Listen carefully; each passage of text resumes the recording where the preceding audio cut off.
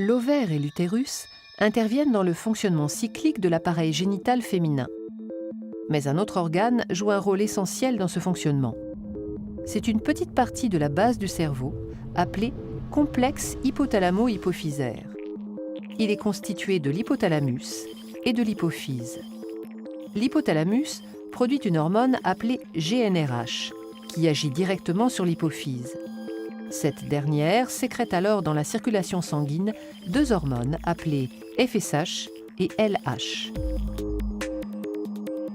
La FSH est surtout sécrétée durant les 14 premiers jours du cycle. Cette hormone agit sur l'ovaire en stimulant la croissance des follicules. La LH est surtout produite juste avant le 14e jour du cycle. Le pic de LH déclenche l'ovulation. Durant les 14 derniers jours du cycle, la sécrétion des deux hormones hypophysaires diminue.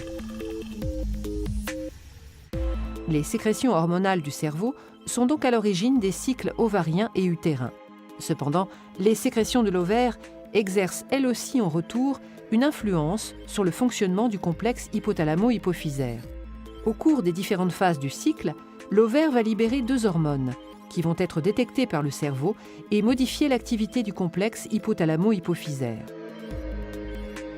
Durant les 13 premiers jours du cycle, la libération d'œstrogènes dans le sang par l'ovaire va être détectée par le cerveau.